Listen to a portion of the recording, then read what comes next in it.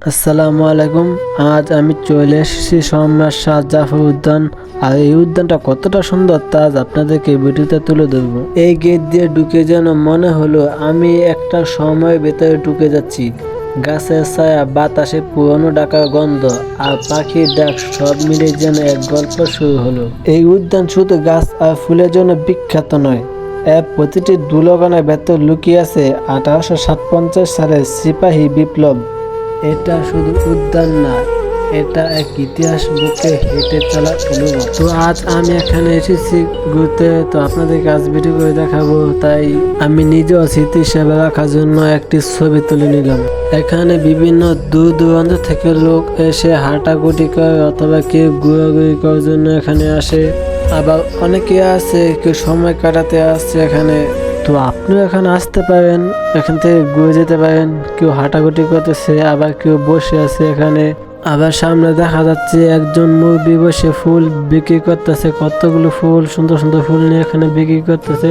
তাই আপনাদেরকে ফুলগুলি ভিডিওতে তুলে ধরলাম। আর এদিকে বসে কেউ আড্ডা দিচ্ছে আর কেউ গল্প করতেছে, সবাই দেখেন সিরিয়াল ভাবে বসে আসে।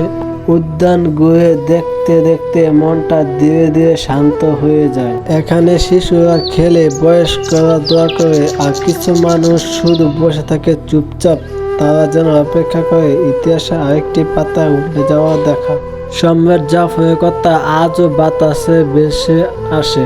এই উদ্যান শুধু ঘোরাঘুরি জায়গা না, এটা এমন এক স্থিরতা যেখানে সময় থেমে গেছে। সে 1857 সালের বিদ্রোহ, সেই সম্রাটের চোখের জল সব যেন একখানে গেঁথে আছে। এই উদ্যান আমাদের স্মরণ করিয়ে দেয় যে মাটি দাঁড়িয়ে আছে তার নিচে কত গল্প চাপা পড়ে আছে। এই উদ্যানে রয়েছে নানা রকম গাছ ও নানা রকম পাখির ডাক। তো আপনি কেন এই উদ্যানে আসবেন না? একবার এসে ঘুরে দেখে যান, তাহলে আপনার মনে পড়ে যাবে 1857 সালের ইতিহাসের কথা।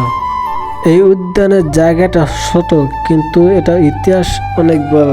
এখানে আসলে চোখে পড়বে সবুজ গাছ, পাখির ডাক আর এক অদ্ভুত নীরবতা। এটি বাংলাদেশের পুরান ঢাকার সদরঘাটের কাছে লক্ষ্মীপুর বাজারে অবস্থিত একটি ঐতিহাসিক স্থান।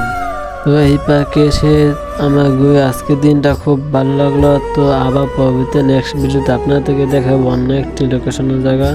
তো আজকের জন্য ব্লগ আমার এতটুকু থাকলে পরবর্তী দেখা হবে অন্য কোনো ব্লগে। ধন্যবাদ সকলকে।